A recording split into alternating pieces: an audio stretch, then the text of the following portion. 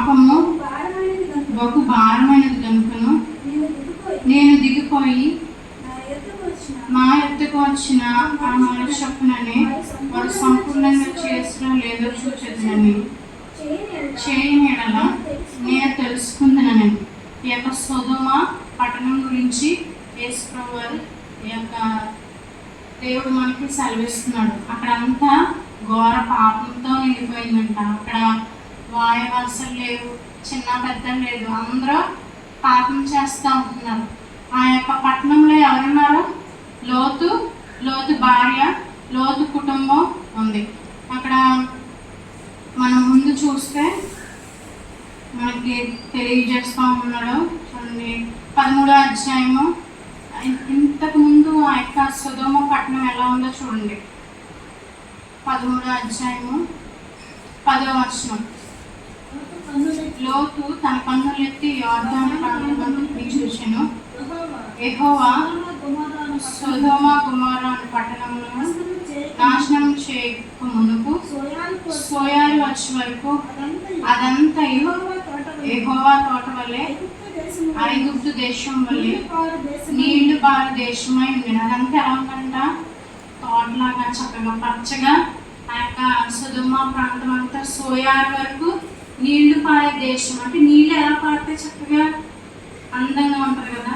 తోట ఎలా ఉంటుంది అలా అందంగా ఉందంట ఆ పట్టణం. మరి ఆ పట్టణానికి నాశనం ఎలా వచ్చింది? ఆ పట్టణం ఎందుకు ఆ యొక్క అగ్ని గంధకాలతో మండుతూ వచ్చింది? వారి యొక్క పాపము ఎలా ఉందంట? బహు భారంగా ఉందంట. అక్కడ చిన్నలు లేరు, పెద్దలు లేరు, అసలు వారి వారసులు లేరు, వాళ్ళ ఇష్టానుసారంగా జీవిస్తూ వస్తున్నారు. అలాంటి పట్టణంలో లోతు ఉన్నాడు. ఆ పట్టణాన్ని చూసి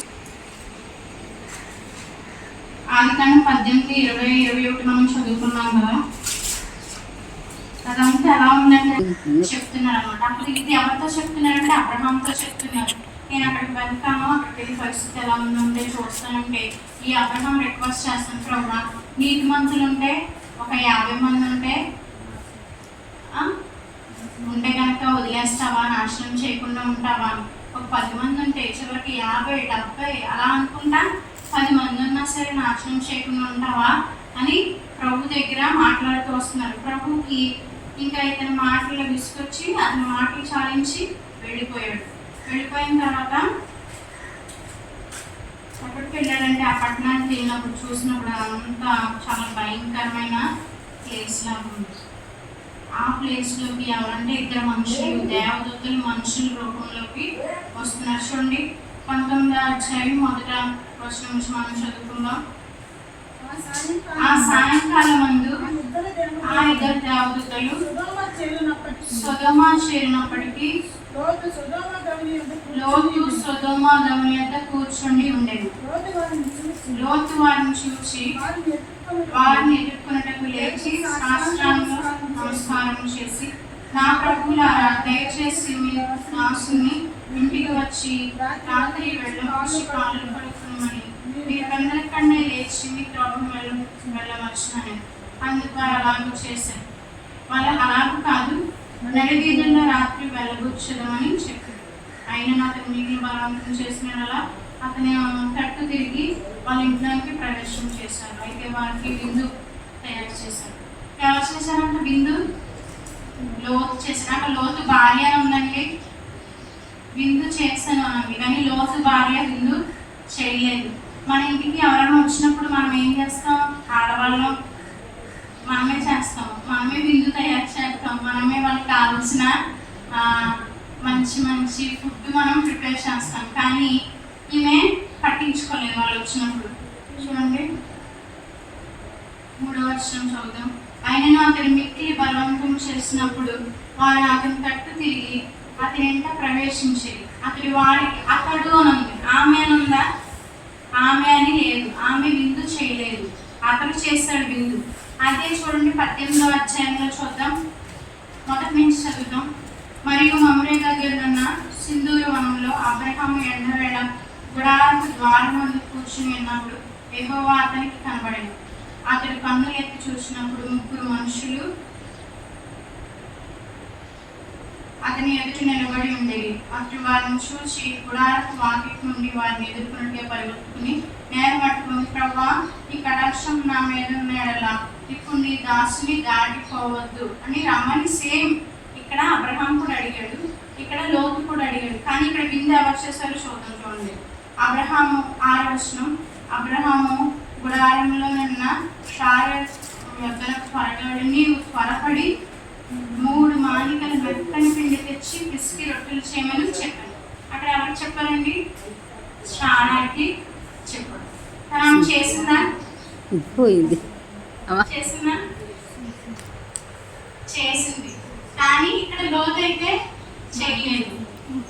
లోతు చేశాడు, భార్యకి చెప్పలేదు, భార్య కూడా చేయలేదు. అంటే భార్య బాధ్యతగా ఉన్నాను కదా, భార్య బాధ్యతగా లేదు. కానీ ఇక్కడ షారా అయితే అతను చెప్పిన విధంగా ఒక పశువుల మందికి ఒక దూడను తీసుకొచ్చి చక్కగా మెత్తని పిండితో రొట్టెలు చేసి పెట్టింది. కానీ లోతు భార్య చేయలేదు.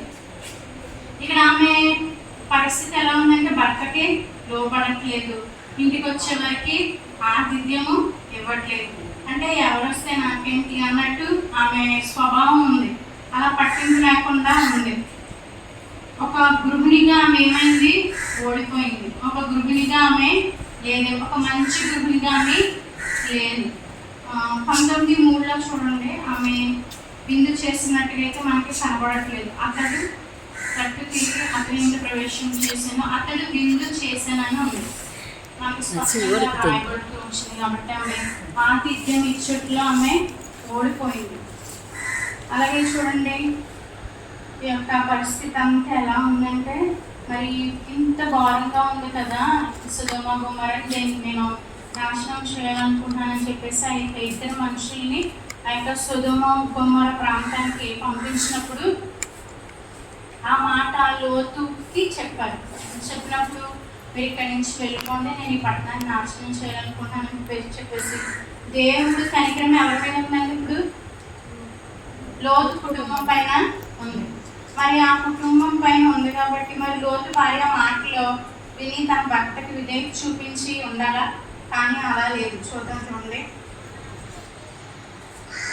ఇలా మనం వెళ్ళిపోదాము అని చెప్పినప్పుడు తన పరిస్థితి ఎలా ఉందంటే చూడండి, లోకం వైపు చూసే విధంగా ఉంది. మనం వెళ్ళిపోదాం అని చెప్పేసి తన కుటుంబంలో వాళ్ళు చెప్పినట్టు చూడండి. 19:14 వచనంలో లోతు బయటకు వెళ్ళి తన కుమార్తెలను పెండ్లాడనై ఉన్న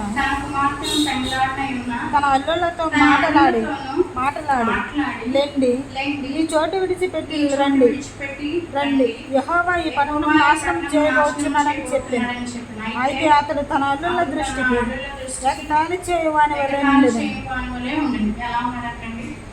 చూడండి, పట్టణాన్ని నాశనం చేసేయబోతున్నారు, మనం ఇక్కడి నుంచి వెళ్ళిపోతాం రండి త్వరగా అని చెప్పేసి కంగారు పెడుతుండే వాళ్ళకి ఎగతాళిగా ఉందంట, నవ్వుతున్నారంట. ఇప్పుడు ఈ ప్రాంతం బాగానే ఉంది కదా, ఇక్కడ పాపం బాగానే ఉంది, ఇక్కడ మా ఇష్టానుసారంగా ఉండొచ్చు, మా ఆటలు సాగుతున్నాయి, ఇక్కడ మేము ఉందాము అని అనుకున్నారు. కానీ ఆ పట్టణానికి ఏమవుతుంది? నాశనం వచ్చింది. అది నాశనము కాబోయే ప్రాంతము. అలాంటి పరిస్థితిలో వీళ్ళు ఉన్నారు. ఈ యొక్క లోతు చెప్పిన మాటలు వాళ్ళకి ఎలా ఉన్నాయండి? ఎగతాళిగా ఉన్నాయి. వాళ్ళు నమ్మట్లేదు, ఇదేంటిది ఎలా చెప్తున్నారండి అని చెప్పేసి హేళన చేస్తూ వస్తున్నారు అనమాట. చూడండి, హెబ్రీయులకు రాసిన పత్రిక 2వ అధ్యాయము 3వ వచనంలో ఇంత గొప్ప రక్షణను మనము నిర్లక్ష్యం చేసిన ఎలాగూ తప్పించుకుందాము. చూడండి, వాళ్ళు తప్పించుకోవడానికి అక్కడ అవకాశం ఉందా? ఆ ప్రాంతం నుంచి తప్పించుకోవడానికి అవకాశం లేదు. దేవుడు ఆజ్ఞ ఇచ్చాడు, ఆ యొక్క ఇద్దరు మనుషుల ద్వారా తెలియజేస్తూ వచ్చాడు, మీరు ఇక్కడి నుంచి వెళ్ళిపోండి, ఈ ప్రాంతం అంతా నాశనం అయిపోతుంది, మీరు మాత్రమే అని తప్పించుకొని అని చెప్పేసి తన కుటుంబం పైన కనికరము చూపించినప్పుడు ఆ యొక్క అల్లుడికి ఎలా ఉందంటే ఎగతాళిగా ఉంది. చెప్పిన మాటకి లోబడట్లేదు, విధేయత చూపడట్లేదు. ఆ యొక్క లోతు భార్య కూడా అలాగే లోతు పర్లేదు కానీ లోతు భార్య చాలా భయంకరమైన పరిస్థితిలో ఉంది. ఆమెకి అక్కడి నుంచి వెళ్ళడం ఇష్టం లేదు. పట్టణం అంతా నాశనం అయిపోతుంటే ఇక్కడ బాగానే ఉంది కదా, ఎందుకు ఈ గృహాన్ని ఎందుకు విడిచి వెళ్ళాలి, ఇది మా సంతూరు, లేదంటే కనుక నా పెళ్ళికి వచ్చిన 2 పిల్లలు ఉన్నారు, వాళ్ళిద్దరు కాబోయే అల్లుళ్ళు కూడా అక్కడే ఉన్నారు, పెళ్లి చేస్తాం కదా, నా భర్తకి మంచి పేరు ఉంది, మేము దీన్ని విడిచి ఎందుకు వెళ్ళాలని పైకి మాత్రం తన భర్తతో ఓకే చెప్పినప్పటికీ ఆమె మనసులో ఆమె హృదయం అంతా సొదొమ గుమొర్రా వైపే ఉంది. మనము ఇక్కడి నుంచి వెళ్ళిపోండి, ఆ ప్లేస్ నుంచి వెళ్ళిపోండి అంటే మనకు ఎలా ఉంటుందండి? బాబు ఎన్ని వదిలేసి వెళ్ళిపోవాలా, నా ఆస్తి ఏంటి, నా ఇల్లు ఏంటి, ఇదన్నీ ఏమైపోవాలని కంగారు వస్తుంది. ఒక స్త్రీగా ఆవిడకి కూడా అదే ఆలోచన వచ్చింది. ఈ యొక్క సొదొమ గుమొర్రాని వదిలి వెళ్ళమన్నప్పుడు చూడండి 17వ వచనంలో, ఆ దూతలు వారిని వెలుపలికి తీసుకొని వచ్చిన తర్వాత ఆయన నీ ప్రాణం దక్కించుకున్నట్లు పారిపోము, నీ వెనుకకు చూడకము, వెనుకకు చూడొద్దు, మీరు వెళ్ళిపోండి, ఎక్కడ ఏం జరుగుతుందో మీకు అనవసరం, మీ ప్రాణాన్ని మీరు దక్కించుకోండి, ఇది మీ ప్రాణాన్ని కాపాడుకునే సమయం, ఈ నాశనాన్ని మీ మీదకి తెచ్చుకోవద్దు అని చెప్పినప్పుడు ఈ మాటలన్నీ వింటూ వచ్చింది. కానీ చూడండి 26వ వచనం చదవండి. అయితే లోతు భార్య అతని వెనుక నుండి తిరిగి చూచి ఉపస్తంభమాయెను. వెళ్ళిపోదామని ఆ యొక్క దేవదూతలు చేపట్టుకున్నారు. 2 మనుషులు, వీళ్ళ ఫ్యామిలీ ఫస్ట్ లోతుని పట్టుకున్నారు. లోతేమో అలా భార్య చేతులు పట్టుకున్నాడు. పట్టుకుని ఎక్కడంటే చూడండి 22వ వచనంలో ఉంది, నీవు త్వరపడి అక్కడికి తప్పించుకొని పోము, నీవు అక్కడ చేరు వరకు నేనేమీ చేయలేను, అందుచేత ఆ ఊరికి సోయార్ అని పేరు. సోయార్ వెళ్ళే వరకు నేను మీతోనే ఉంటాను, మీరు అక్కడికి వెళ్ళిపోయిన తర్వాత నేను మిమ్మల్ని వదిలేస్తాను, అంతవరకు నేను మీతోనే ఉంటాను, తప్పిస్తానని చెప్పేసి మీరు వెనక్కి మాత్రం చూడొద్దు, ఏది ఏమైనా సరే అన్నప్పుడు ఈ లోతు ఏం చేస్తుందండి? వెనక్కి చూసింది. వెనకాల ఏం జరుగుతుంది, ఆవిడకి ఎందుకు అసలు అక్కడ ఏం జరిగిపోతుందో అని చెప్పేసి వెనక్కి చూస్తుంది. అంటే చాలాసార్లు మనం కూడా ఆత్మీయ జీవితంలో ముందుకు వెళ్తాం, కానీ మన పరిస్థితి ఎలా ఉంటుందంటే వెనక చూసే వాళ్ళంగా ఉంటాం, వెనకంజ వేసే వాళ్ళంగా ఉంటాం. దేవుని వాక్యం సెలవిస్తుంది కదా, విశ్వాసం కర్తవ్యం దాన్ని కొనసాగించబడమైనా యేసు వైపు చూచుచు మనం ముందు వచ్చిన పరుగుబంధంలో మనం ఏం చేయాలి? ముందుకే సాగిపోవాలి, కానీ వెనక్కి తిరిగి చూడకూడదు. ఈ యొక్క వెనక్కి తిరిగి చూడడం వల్ల ఆమె ఏమైంది? ఉప్పుస్తంభం అయిపోయింది. అసలు ఉప్పు అసలు నిస్సారమైంది, దానికి జీవం లేదు. ఆమె జీవితానికి ఒక అర్థం లేకుండా నిస్సారమైన జీవితం లాగా ఆమె పరిస్థితి అయిపోతూ వచ్చింది. ఎందుకంటే ఆమె వెనక్కి తిరిగి చూడడం వల్ల ఆమె లోకాశల వైపు చూసింది. అంటే ఆమె శారీరకంగా లేదంటే తన బాహ్యంగా భౌతికంగా, మరి మా ఇల్లు ఏమైపోతుంది, నా పరిస్థితి ఏంటి, నా పిల్లల పరిస్థితి ఏంటి, పెళ్లి సంబంధం కుదిరిపోయింది, మరి పెళ్లి చేయాలి కదా, నేను వదిలేసి వెళ్ళిపోతాను, తర్వాత నా జీవితం ఏంటని ఒకవేళ ఆలోచించుకుని నా ఇల్లు ఏమైపోద్దని వెనక్కి తిరిగిందంట. అంత ఏమైపోయింది? ఉప్పుస్తంభం అయిపోయింది. కాబట్టి మన పరిస్థితి ఒకసారి దేవుళ్ళలోకి వచ్చిన తర్వాత మన పాపపు జీవితాన్ని మనం జ్ఞాపకం చేసుకోకూడదు. ఇంకా అది తుడిచిపోయబడింది. దేవుడు చెప్తున్నాడు కదా, మన పాపములు ఎక్కడికి వెళ్ళిపోతున్నాయి అంట, మన వీపు మనకు కనపడుతుందా? కనపడదు. అలాగే మన పాపను కూడా ఒకసారి తుడిచి వేసిన తర్వాత మనం అది జ్ఞాపకం చేసుకోకూడదు. అలాగే మరి ఎంత లోతుకి వెళ్ళిపోతుందంటే మన పాపములు అవి అంత లోతుగా పాడవేయబడుతూ వచ్చింది. ఈమెనైతే తన కాళ్ళైతే ముందుకు పెట్టింది అని తన హృదయం మాత్రం దేవుని వైపు ఉంచలేదు. ఆమె తన అడుగులు మాత్రం లోపం వైపే ఉంచింది. కాబట్టి ఆమె ఉప్పుస్తంభం అయిపోయింది. కాబట్టి ఇది అంత్యకాలంలో ఉన్న ఇది మనం జ్ఞాపకం చేసుకోవాలి. చూడండి ఆదికాండం 13వ అధ్యాయం 10వ వచనంలో ఫస్ట్ అది ఎలా ఉంటుంది? 13వ అధ్యాయము 10వ వచనంలో ఫస్ట్ అది ఎలా ఉందంట? తోట వలె పచ్చగా ఉంది, నేల వలె చక్కగా పారుతూ ఉందంట ఆ ప్రదేశం అంతా. కానీ తర్వాత అది ఎలాగైపోయింది? మంట ఆరిపోయినప్పుడు ఎలా ఉంటుందంటే తెల్లారికి రాత్రి అంతా పెద్ద మంట వేసాం అనుకో, తెల్లారికి ఎలా ఉంటుంది పొగలు వస్తా కొంచెం మొత్తం బూడిదతో అలా సుధుమ పట్టణం అంతా బూడిదతో అలాగ పొగలతో అలా ఉందంట. కానీ ఆ ప్రాంతం దాటిన తర్వాత సోయాల దగ్గర ఆ ఉప్పు స్తంభం మాత్రం అలాగే ఉంది. ఇప్పటికీ అలా చాలా మంది భక్తులు విశ్వాసులు ఎన్నో కొంతమంది పుస్తకాల్లో నేను చదువుతూ వచ్చిన ఉప్పు స్తంభం కూడా అలాగే ఉందంట. ఉప్పు వాసన కూడా అక్కడ వస్తుందంట. ఆమె జీవితము ముందుకు లేదు. ఆమె అడుగు వేసింది, భర్త చేయి పట్టుకుని ముందుకు వచ్చింది, కానీ ఆమె ఆలోచన అంతా వెనకే ఉంది, వెనక చూపే చూస్తూ ఉంది. కాబట్టి మన విశ్వాస జీవితంలో మనం ముందుకే ఉండాలి. ఏదేమైనా సరే నా భర్త నేను ప్రార్థన పంపించకపోయినా నేను ప్రార్థనకు వెళ్తాను, నేను మందిరానికి వెళ్తాను, నేను రక్షణ పొందాను అని చెప్పేసి మనం మన యొక్క విశ్వాసంలో మనం వెనకం చేయకూడదు. ఈమె ఫస్ట్ ఆతిథ్యం ఇవ్వలేదు, 2 ఆజ్ఞకు లోబడలేదు, 3 వెనక్కు చూసింది, ఆ యొక్క నిస్సారంగా జీవిస్తూ వచ్చింది. చూడండి ఫిబ్రవరికి రాసిన పత్రిక 10:31 ఈ యొక్క అంత్యకాలంలో ఉన్న మనం ఇది ఖచ్చితంగా జ్ఞాపకం చేసుకోవాలి. ఈ యొక్క హెచ్చరికను ఫిబ్రవరికి రాసిన పత్రిక 10:31 జీవము గల దేవుని చేతిలో పడుట భయంకరము. జీవము గల దేవుని చేతిలో పడుట భయంకరం అంట. మనం దేవుని చేతిలో పడకూడదు. అట్టి ఉగ్రత నుండి మనం పాత్రలు కాకూడదు. ఎందుకంటే మనం రక్షణ పొందిన దేవుని పిల్లలం కాబట్టి మనం విశ్వాసంతో ముందుగా ఉండాలి. చూడండి నోవాహు దినాల్లో ఎలా ఉంది, ప్రజలు కూడా అక్కడ కూడా ఇలాగే పెళ్లి చేసుకుని ఇల్లు కట్టుకుని వాళ్ళ ఇష్టానుసారంగా జీవిస్తున్నారు. నోవాహు చెప్తున్నాడు, యేసు ప్రభు వస్తున్నాడు, జలప్రళయం రాబోతుంది, మీరందరూ మారు మనసు పొందాలని సువార్త ప్రకటిస్తుంది. ఎవరైనా పట్టించుకున్నారండి? ఎవరు పట్టించుకొచ్చే వరకు వాళ్ళందరూ ఏమైపోయారు? నాశనం అయిపోయారు. నోవాహు కుటుంబం మాత్రమే మిగులుతూ వచ్చింది. కాబట్టి ఈ హెచ్చరిక మనం జ్ఞాపకం చేసుకోవాలి. అలాగే హెబ్రీయులకు రాసిన పత్రిక 12:29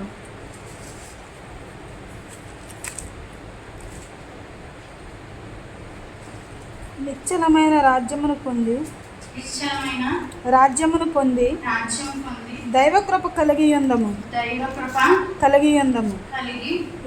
మనం ఏం చేయాలంటే రాజ్యం కొరకు మనం కనిపెట్టుకునే వారంగా ఉండాలి. దైవ కృపను కలిగిన వారు. ఈమె ఏం చేసిందంటే దైవ కృపను చులకనగా చూసింది.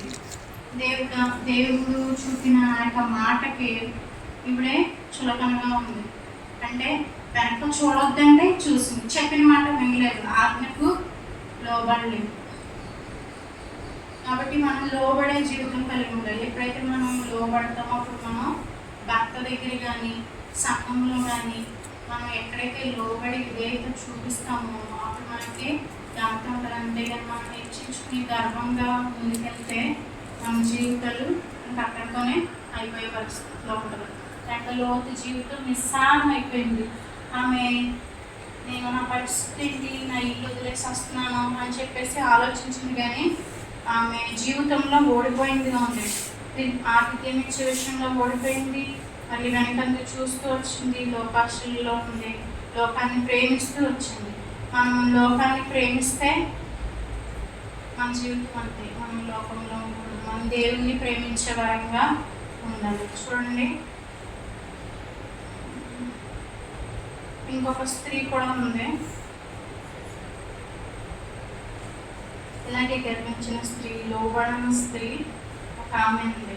ఎస్తేరు గ్రంథం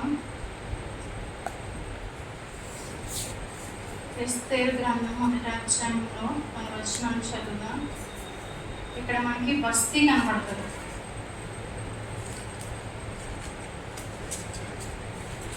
మొదటి నుంచి చదువుదాం. 5 వచనాలు చదువుదాం. అహశ్వరోషు దినముల్లో జరిగిన చర్యల వివరము. హిందూ దేశం మొదలుకొని కూషు దేశం వరకు 127 సంస్థానాలకు అహశ్వరోషు ఏలిన.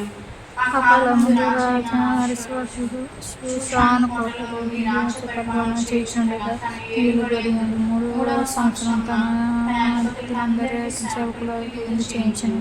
సిక్క దేశము యొక్కయు మాదేవి యొక్కయు పరాక్రమ సాధులను సంస్థానాధిపతులు అతని సన్నిధి ఉండగా తన మహోపలచము యొక్క విశ్వాసమును తన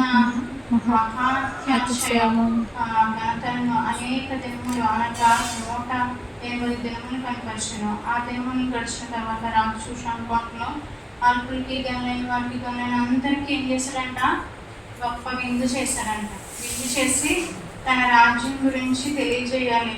127 సంస్థానాలకి నేను అధిపతిని అని చెప్పేసి 180 దినములు ఆ యొక్క పారసిక మాధ్యమిక ఆ యొక్క అనేక రాజ్యాల వారికి సంస్థానాలకి తన సన్నిధిలో తన మహా ప్రభావాల గురించి తెలియజేయాలని చెప్పేసి ఒక విందు చేశాడంట. వివరించడానికే అన్ని రోజులు పట్టిందంట. అదంతా అయిపోయిన తర్వాత గొప్ప విందు చేసినప్పుడు ఆమె రాణి యొక్క అశ్వరోషు యొక్క భార్య పేరేంటి? ఫస్ట్ భార్య వస్తి కాబట్టి ఆమె అందాన్ని చూపించాలి అని చెప్పేసి ఇతను ఆశపడ్డాడు. చూడండి 9వ వచనం చదవండి. రాణి అయిన వస్తీ కూడా రాజైన అహష్వేరోషు కోటలో స్త్రీలకు ఒక విందు చేయించిన. ఆమె కూడా ఏం చేస్తుందంట? షూషాను కోటలో ఒక విందు చేస్తుందంట. ఇక్కడ మగవారికి జరుగుతుంది, అల్పులకి గనులకి మొత్తం అంతటా అక్కడ జరుగుతుంది షూషాను కోటలో. అలాగే ఈవిడ కూడా వస్తీ కూడా రాజైన అహష్వేరోషు కోటలో స్త్రీలకు విందు చేపిస్తుందంట. అంటే రాజులు వాళ్ళ పరిస్థితిని గురించి తెలియజేయడానికి, గొప్పతనాన్ని గురించి ఆ యొక్క విందు అనమాట. మనలాగా వాళ్ళు లేక వాళ్ళు కాదు, వాళ్ళు ఎంతో ధనవంతులు కాబట్టి వాళ్ళకి స్థాయికి తగ్గట్టుగా వాళ్ళు చేసుకుంటారు విందుని.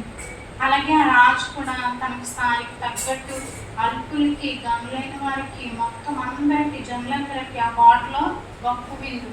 ఎందుకంటే రాజులు ఎప్పుడు లేని వారిని కూడా ప్రేమిస్తారు. విందు చేసినప్పుడు ఆ యొక్క ఊర్లో ఎవరెవరైతే ఉన్నారో వాళ్ళందరూ కూడా పెట్టుకుంటారు. ఇతను కూడా అలాగే చేసినప్పుడు అతనికి ఒక ఆలోచన వచ్చిందంట. చూడండి 10వ వచనంలో 7వ దినమందు రాజు ద్రాక్ష రసం త్రాగి సంతోషంగా ఉన్నప్పుడు కూడి వచ్చిన జనసమూహమునకు అధిపతులకు రాణి అయిన వస్తు యొక్క సౌందర్యం కనపరచుకోవాలని రాజు కిరీటం ధరించుకున్న ఆమె తన సన్నిధికి పిలుచుకొని వచ్చినట్టు రాజు అయిన అశ్వరోషు ఉపచారం చేయు మేకుమను జిప్తా హెర్బోన బిక్తా అవక్త జెకరు టక్కాసు అంటే వీళ్ళు ఏంటంటే 7 నపుంసకులు.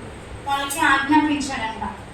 ఆమె సౌందర్యవతి, ఆమె చాలా అందమైనది, ఆమె రాజకీయం పెట్టుకుంది, ఇలాంటి భార్య ఇతని దగ్గర ఉందని చెప్పేసి నా దగ్గరికి వచ్చిన ఆ యొక్క రాజులు మంత్రులు మొత్తం జనమంతా ఆ యొక్క రాణిని చూడాలి, ఇంత అందంగా ఉన్న రాజు భార్య అని తెలుసుకోవాలని చెప్పేసి ఆలోచన వచ్చిందంట. అని చెప్పేసి ఆమె పిలవడానికి ఇక్కడ నపుంసకుని కబురు పెట్టించాడంట. చూడండి అక్కడ 12వ వచనంలో చదవండి. చూడండి 12వ వచనం అందరం చదువుదాం. రాణి అయిన వస్తీ ఇవ్వబడిన ఆ రాజజ్ఞ ప్రకారం వచ్చి చూచుటకు రాజు మిగిలిన ఆమె ఏం చేస్తుందంట? రానని చెప్పేసి నువ్వేం చేసుకుంటావో చేసుకో, నేను మాత్రం రానని చెప్పేసి ఆజ్ఞ ఇచ్చిందంట. ఇంకా రాజుకి ఎలా ఉంటుంది? కోపం వచ్చేది. మన భర్త ఏమిటో ఒకసారి భర్త ఎలా పిలిచినప్పుడు రా అంటే రాక రెండోసారి పిలిచినప్పుడు రాక ఎంత కోపం వచ్చేది కదా. అలాగే రాజు నేనేంటి ఇంత మంత్రులతో ఉన్నాను, ఇక్కడ రాజులతో ఉన్నాను, ఇలాంటి పరిస్థితులు ఇక్కడ నేను కూర్చొని నేను మాట ఇయ్యగా నేను పిలిస్తే రాదా అని చెప్పేసి అతని కోపం రగిలిపోయిందంట. అలాంటి పరిస్థితుల్లో ఉన్నాడు. కానీ ఏం చేసింది? మాటకైతే విలువ ఇవ్వలేదు. నిజానికి అక్కడ రాణి అవడానికి కారణం ఎవరు? రాజే కదా, అహష్వేరోషు. కానీ అతను విధేయత చూపిందా? చూపలేదు. ఆజ్ఞలు ఏం చేసింది? తన రాజు ఆజ్ఞని ధిక్కరించింది. రాజు ఆజ్ఞ పట్టించుకోలేదు. నేను ఎందుకు రావాలని గర్వించిందాము. ఒక చిన్న స్థాయిలో ఉన్నప్పుడు అందరూ మామూలుగానే ఉంటారు. ఎప్పుడైతే ఉన్నత స్థాయిలోకి వెళ్ళినప్పుడు వాళ్ళకి ఏమొస్తుంది? ఆటోమేటిక్గా గర్వం వచ్చేది. ఈమె కూడా అలాగే గర్వం వచ్చిందేమో, నేను ఎందుకు రావాలి, నేను రాను, నేను ఇక్కడ విందు చేసుకుంటున్నానని చెప్పు అని నపుంసకులకి ఆజ్ఞాపించింది. ఇంకంతే రాజు కోపం రగిలిపోయి, చూడండి మనకి నిజం కూడా మనం కూడా ఒకసారి అలాంటి పరిస్థితిలోనే ఉంటాం. భర్తకే లోబడ, దేవుని శాపనికి లోబడ, మనం కూడా ఒక్కొక్కసారి గర్వించే వారంగానే ఉంటాం.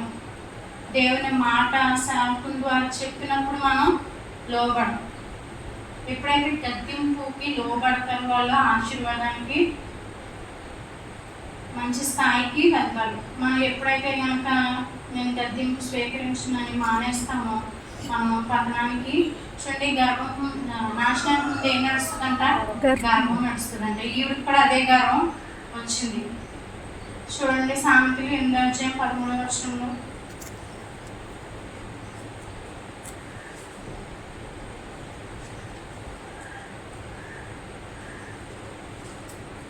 సామెతల గ్రంథం 8:13 యెహోవా యందు భయభక్తులకు కలిగి ఉండుట చెడుతనమును విసర్జించుకొనుటయే. గర్వము అహంకారము దుర్మార్గత. ఏంటి గర్వము అహంకారం ఏంటంట? దుర్మార్గత అంట. మనలో గర్వము అహంకారం ఉండదు. అలాగే సామెతలు 16:18 చదవండి. సామెతలు 16:18 నాశనమునకు ముందు గర్వం, నాశనం ముందు 29:23 మనకి ఎన్నో రెఫరెన్స్లు తెలుసు. మనం గర్విస్తే కనుక ఎవని గర్వము వాని తగ్గించు, ఎవని గర్వము వానిని తగ్గించు. వినయ మనస్కుడు ఘనత నుండి. ఈ యొక్క రాణి ఏం చేసింది? గర్వించింది. కాబట్టి ఆమె నాశనాన్ని కొని తెచ్చుకుంది. రాజకిరీటం ఉండాల్సిన తల మీద ఆమెకి ఇప్పుడు ఈ రాజకిరీటం ఉందా? చూడండి, మరి కోపం వచ్చింది, కోపం రగిలిపోయింది. ఇప్పుడు రాజుకి ఎలా ఉంటుంది పరిస్థితి? 16వ వచనం, 1వ అధ్యాయం 16వ వచనం. మోకాను రాజు ఎదుట ప్రత్యుత్తరమిచ్చెను. రాణి అయిన వస్తీ రాజు ఎడల మాత్రం కాదు, రాజు అయిన అశ్వరోషుల సకల సంస్థానముల నుండి అధిపతులందరి ఎడలను జనులందరి ఎడలను నేరస్తురాలైందంట. ఆమె ఏం చేసింది? ఆమె ఒక్క మాటకి నేను రానందుకు వాళ్ళందరి ముందు ఈమె నేరస్తురాలైపోయింది. చూడండి 19వ వచనం. రాజునకు సమ్మతి ఆయన వస్తీ రాజైన అశ్వరోషు సన్నిధికి ఇక నువ్వు రాకూడదని చెప్పేసి తమ యొద్దను లేక రాజాజ్ఞను కొట్టగించింది. ఈమె ఆ మాట వినలేదు, గర్వించింది. ఈమె ఇంకా రాజు యొక్క ఆస్థానంలో ఉండడానికి వీల్లేదు. ఆమె ఇంకెప్పుడు అక్కడికి ఆ యొక్క రాజు సన్నిధికి రావడానికి వీల్లేదని అక్కడి నుంచి ఆమెకు స్థానం కోల్పోయింది. ఫస్ట్ ఆమె పరిస్థితి చక్కగా ఒక రాణిగా ఉంది, ఎన్నో సదుపాయాలు. ఒక రాణి ప్లేస్లో ఉంటే ఎలా ఉంటుందని పరిస్థితి అసలు కొరత ఉండదు. ఒక రాణి అంటే ఆ రాజ్యంలోనూ ఎంతో విలువ ఉంటుంది. కానీ ఇప్పుడు ఆ రాజ కిరీటం ఆమె కోల్పోయింది. ఎందుకంటే గర్వించడం వల్ల ఆమెలో గర్వం అనేది చోటు చేసుకుంది. ఎవరి గర్వము వారిని తగ్గించు. వినయ మనస్కుడు ఘనత ఉంది. కాబట్టి తర్వాత ఆమె ప్లేస్లోకి ఎవరు వచ్చారండి? ఎస్తేరు. ఈ యొక్క గ్రంథం పేరే ఎస్తేరు. ఆమె తగ్గించుకుంది. ఆమెకు ఆ యొక్క రాజ స్థానాన్ని, రాణి స్థానాన్ని ఆమె భర్తీ చేస్తూ వచ్చింది. మనం కూడా ఏం చేయాలంటే విధేయత చూపాలి. దేవుడు విధేయత చూపించారు కదండి. ఎంతకంటే నీ కొరకు నా కొరకు మరణం పొందినంతగా తగ్గించుకుంటూ వచ్చాడు. చూడండి కీర్తనలు 8వ అధ్యాయము 5వ వచనం.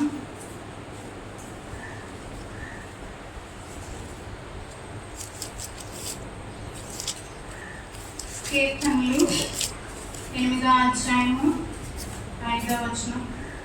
దేవుని కంటే వారిని కొంచెం తక్కువగా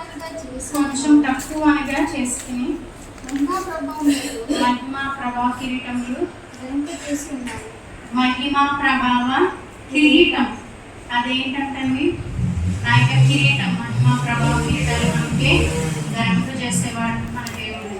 ఉదయకాల సెక్షన్లో మనం వింటూ వచ్చాము, జీవ కిరీటాన్ని ఇచ్చే దేవుడు, వాడవారిని మహిమా కిరీటాన్ని ఇచ్చే దేవుడు. మరి ఇప్పుడు కూడా మహిమా ప్రభావ కిరీటం ఇచ్చే దేవుడు. ఈ యొక్క బస్తీ గర్వించడం వల్ల యొక్క రాజ కిరీటాన్ని కోల్పోయింది.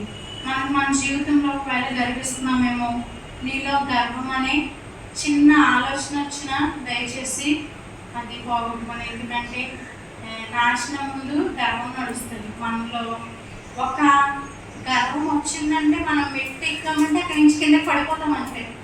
దేవుడి గర్విష్ఠులకి స్థానం లేదు దేవుని మందిరంలో. దేవుని మందిరంలోనే కాదు, పరలోక రాజ్యంలో కూడా స్థానం లేదు. లూసిఫర్ గర్వించడం వల్లే కదండి కిందకి తప్పబడింది. కాబట్టి మనలో ఈ గర్వం రాకూడదు. బస్తీ అలాగే ఉంటూ వచ్చింది. అలాగే లోతు భార్య లోకాన్ని ప్రేమించింది, భర్తకి లోబడలేదు, భర్తని గౌరవించలేదు. అలాగే లోకాన్ని ప్రేమించింది, ఒక భార్యగా ఓడిపోయింది, ఆతిథ్యం ఇచ్చే స్త్రీగా ఓడిపోయింది. అలాగే ఒక కుటుంబంలో ఒక గృహిణిగా ఆమె ఓడిపోయింది. తన బిడ్డల దృష్టిలో, తన అల్లుల దృష్టిలో ఆమె నిస్సారంగా అయిపోయింది. తన జీవితమే ఒక విలువ లేనట్టు అయిపోయింది. ఇలాగే వస్తీ కూడా ధరించడం వల్ల అలాంటి పరిస్థితుల్లో ఉంది. కాబట్టి మనలో గర్వం అనేది తీసుకోకూడదు. ఈ యొక్క అంత్యకాలంలో దేవుడు మనకి లోతు కుటుంబాన్ని జ్ఞాపకం చేస్తున్నాడు. లోతు భార్యను మనకి తెలియజేస్తూ వస్తున్నాడు. కాబట్టి మనం తగ్గించుకుని ఉండాలి. ఒకప్పుడు సొదొమ గుమొర్రా ఎంతో చక్కగా పచ్చగా ఉండేది. నీళ్ళు ఏ విధంగా అయితే పారుతాయో ఆ విధంగా ఉంటుంది. అలాంటి కేసుకి పాపం వలన నాశనం అవుతూ వచ్చింది. పాపం ఎక్కడైతే ఉంటుందో దేవుడికి అక్కడ చోటు లేదు. ఎక్కడైతే పాపం ఉంటుందో ఆ ప్రదేశం అంతా పతనానికి గురవుతూ ఉంటుంది. కాబట్టి మనలో పాపము ఉండకూడదు. చూపుల ద్వారా కానీ, కాపుల ద్వారా కానీ, ఏ విషయంలోనూ ఎలాంటి పరిస్థితుల్లో ఉన్నప్పటికీ మనం పాపం చేసే వారంగా ఉండకూడదు. మనం కడగబడిన వాళ్ళం క్రీస్తు రక్తంలో. ఈ యొక్క లోతు భార్య దైవ కృపను చులకనగా చూసింది. దేవుని ఆజ్ఞకు లోబడలేదు, విధేయత చూపలేదు, రోషం కలిగిన దేవుని తక్కువగా చూసింది. వెనక్కి తిరిగి చూడడం వల్ల ఆమె జీవితం ఏమైపోయిందంటే పుస్తకం అయిపోయింది. అలాంటి పరిస్థితులు మనం వెనక్కి చూడకూడదు. ఒకసారి యొక్క జీవితాన్ని విశ్వాసమైన ఆవులో ముందు కడిగేసినప్పుడు మనం ఎలాంటి పరిస్థితులు వచ్చినా చర్చికి వెళ్ళొద్దు, లేదంటే మందిరానికి వెళ్ళొద్దు, నువ్వు ఎందుకు అలా ఉంటున్నావు, ఇలా ఉంటున్నావు అన్నప్పుడు మనం వాళ్ళకి నోటి మాట ద్వారా కాదు, దేవుని వాక్యం ద్వారా సమాధానం చెప్పాలి. కాబట్టి మనం ఇద్దరిని జ్ఞాపకం చేసుకున్నాము. మనం వెనక్కి చూడకుండా ముందుకు వెళ్దాం, మనలో గర్వాన్ని తీసుకెళ్దాం. మరి ఎలా ఉండాలి, మరి ఎలా ఉండాలో కూడా చూడాలి కదండి. చూద్దాం. మొదటి సమయంలో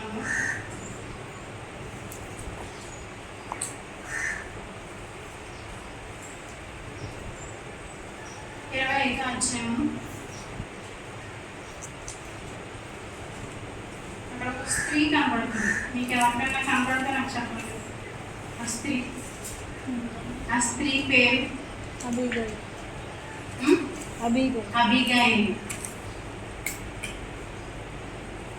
అబీగైల్ ఎలాంటిదండి చూడండి. మొదటి నుంచి చదువుతాం మనం. మొదటి సమూయేలు 25వ అధ్యాయము 23వ వచనం చదువుతాం. అబీగైలు దావీదును కనుగొని గర్భాబు మీద నుండి త్వరగా దిగి దావీదునకు సాష్టాంగ నమస్కారం చేసి అతని పాదమును పట్టుకొని ఇట్లనేను, నా ఏలిన వాడ, నీ దోషము నాదనేర్చుము, నీ దాసురనైనా నన్ను మాట్లాడను, నీ దాసురనైనా నేను చెప్పు మాటలను ఆలకించుము. అక్కడ రాజు దావీదుకి బాగా కోపం వచ్చింది. కోపంతో ఉన్నాడు. ఎందుకంటే తన భర్త మీద ఆ కోపం అంతా. అబీగైలు భర్త మీద. అబీగైలు భర్త ఎలాంటోడు చూద్దాం. చూడండి. మొదటి సమూయేలు 25వ అధ్యాయం 2వ వచనం.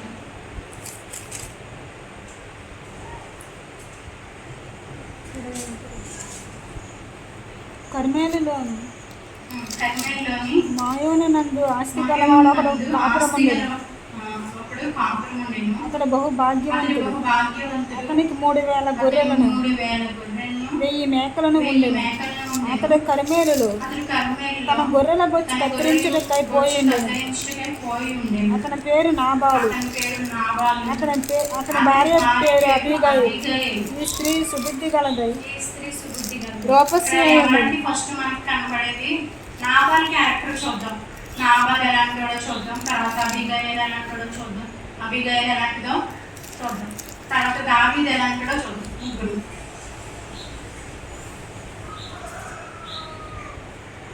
చూడండి, నాబాలు అతను బహు ఆస్తి గలవాడంట, బహు భాగ్యవంతుడంట. అతనికి 3,000 గొర్రెలను 1000 మేకలు ఉన్నాయంట. అంత ఉంటే వాళ్ళకి ఎంత గర్వం ఉంటుందండి కదా. ఎవరైనా ఒక గొర్రె ఉంటేనే, ఒక గొర్రె ఉంటే, ఒక గేదె ఉంటేనే నాకు ఇవి ఉన్నాయని గర్విస్తూ ఉంటారు కదా. అతను కూడా 3,000 గొర్రెలు అంటే మాట్లాడి అతను పెంచడానికి, అతను చూడడానికి ఎంత ఆస్తిపరుడో ఇక్కడ మనకు అర్థమవుతుంది కదా. ఆ ఆస్తి గల పరుడి పేరు ఏంటంటారు? నాబాలు. నాబాలు. నాబాలు అంటే ఏంటంటే అర్థం మూర్ఖుడు. ఆస్తి అయితే ఉంది కానీ అతనిలో గుణం లేదు, మంచి గుణం అనేది లేదు. అతని భార్య పేరు అబీగయీలు. అబీగయీలు అంటే అబ్ అంటే తండ్రి, అలాగే గయీల్ అంటే సంతోషం. అబీగయీలు తండ్రి సంతోషం అని అర్థం. అది దావీదు కూడా కనబడతారు ఇక్కడ. దావీదు పేరుకి అర్థం ఏంటంటే ప్రియుడు లేక ప్రియమైన వాడు. ఇక్కడ మూడు వ్యక్తులు మనకు కనబడుతున్నారు. అందులో అక్కడ ఏంటంటే నాబాలు క్యారెక్టర్ ఏంటంటే మూర్ఖుడు, చాలా మొరటోడు అంట. చూడండి. ఈ స్త్రీ సుబుద్ధి గలదే, రూపవశి అయి ఉండేను. అయితే శరీరం బట్టి చూడగా నాబాలు మోటువాడను దుర్మార్గునై ఉండేది. అతడు కాలేబు సంతతి. అతను ఎలాంటిడంట? మూర్ఖుడంట, మొరటోడంట, ముందోడంట. ఆస్తి అయితే ఉంది కానీ గుణం అయితే లేదు. చాలా మందికి భర్త చండాలంగా ఇలా మూర్ఖుడిగా ఉంటే భార్య ఎంతో మంచిగా ఉంటుంది.